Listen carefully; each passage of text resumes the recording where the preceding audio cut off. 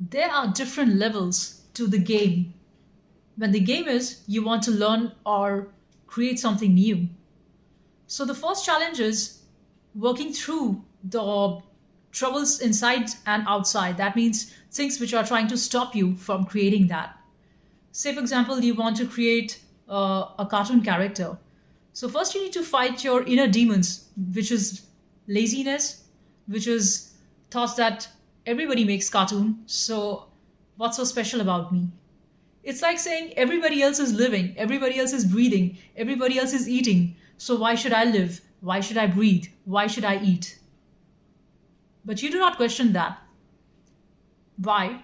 Because just like how everybody else's existence is important, so is yours. So just like that, your creativity is important. The things that you love, your passion, your creativity, your art, things that triggers the most creative juices inside of you, those are very, very valuable. And you should not just let it go and think that, oh, my creation is too average. So even if you write a book or if you are writing an article, forget about pleasing the masses externally. Probably the chances are the thing that you are creating might not be viewed by anyone. Even if that is the case, still you must create. And why would you do that? Because there's no meaning in life if you do not live by your authenticity of what is it that you truly want to create. There is an important aspect of money and working for others so that you can have the resources. But what are you going to do once you have that resource is now precisely the thing that you get to decide on. So let's say you say that I want to work so that I can have money to pay my bills. That is a very, very basic level requirement. That in general I would expect, although you cannot take it as a sure shot condition, but mostly people are able to do. Now, beyond that, what else are you going to do with that money is in trying to create something that is of value to you. If you want to give a talk or a seminar or a podcast, it's not about how many people are going to watch it.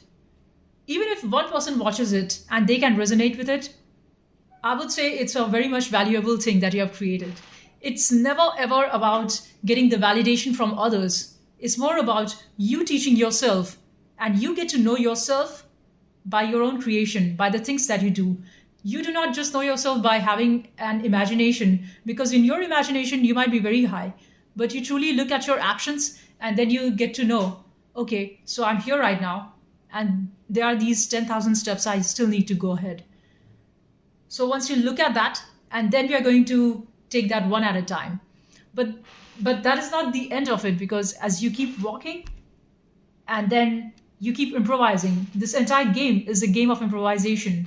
What you were yesterday, and if you're truly looking at what you're creating, you would want to create something better than yesterday. You would want to create something which is more juicy in terms of creativity. You would want to create something which is more tasty. For example, if you are a chef, if you are a cook, and you have tried lots of recipes in bakery, you might want to try and expand your expertise into some other area apart from bakery. And it's not because you have to as a chef, but because you want to, because the consciousness in you wants to expand. The consciousness just wants to know what all things I can do, what all things I'm capable of.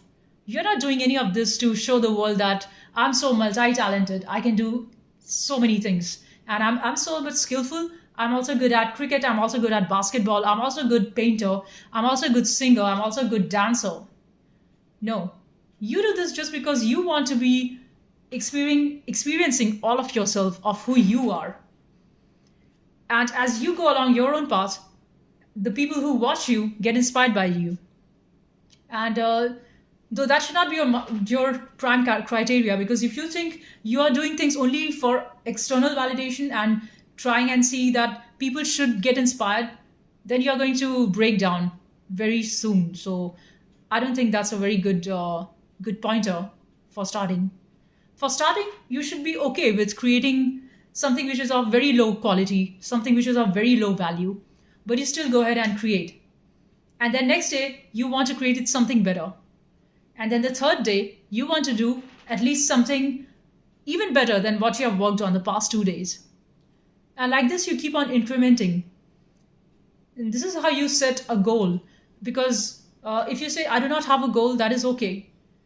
But then just being in the now and living moment by moment, being completely aware, like if you have drifted because you say that there's negativity around and people drift me apart and people want to tear you, then just watch that, just observe that. And in that observation, you will see that there's a lot of you involvement as well, because you let people drain your energy. When you do not let them do that, nobody has any power over you. You're like a ship in the sea. So the ship is not scared to be in the sea because the ship knows how to sail in the sea, on the sea. So this ship is not scared that, oh, what if the water there drowns me? But know that it's the hole in the ship that sinks the ship. So it's like the people and negativity. Their negativity can affect you if you let it. But if you do not, you won.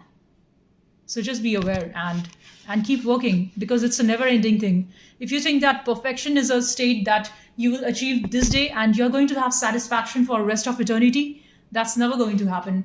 The state of the mind is that one time you have achieved what you wanted to, now your mind just wants to expand more. Mind just wants more. It's a never ending thing. Even if you're married to the most beautiful woman, or you're married to the most handsome man on earth, after a while you'll get bored and you will think, so what? While I was still so dull, I want to experience something more. You're not just a person who wants a tiny fraction of a thing. You are something very vast, massive, and infinite in nature. And that's the reason why nobody can ever say I'm fully satisfied. And that's why there are higher levels to your goals, higher levels of your awakening, of your consciousness. That's why people attain for enlightenment. That's why they have masters and gurus, because they know very well the shallow nature of the material world. But also, the check is that you cannot be that high, because you do need to do the groundwork.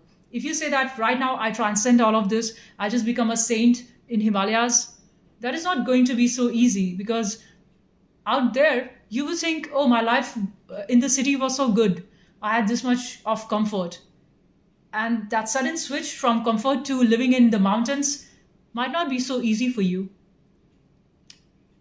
So we need to work our way down up.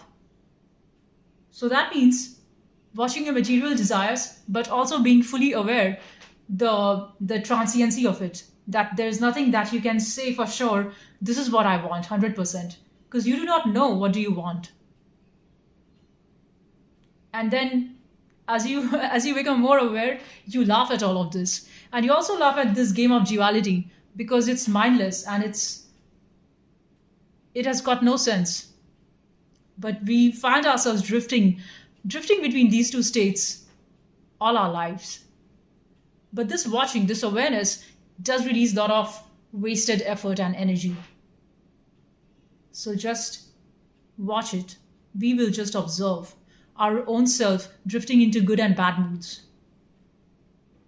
Thank you for watching. Bye for now.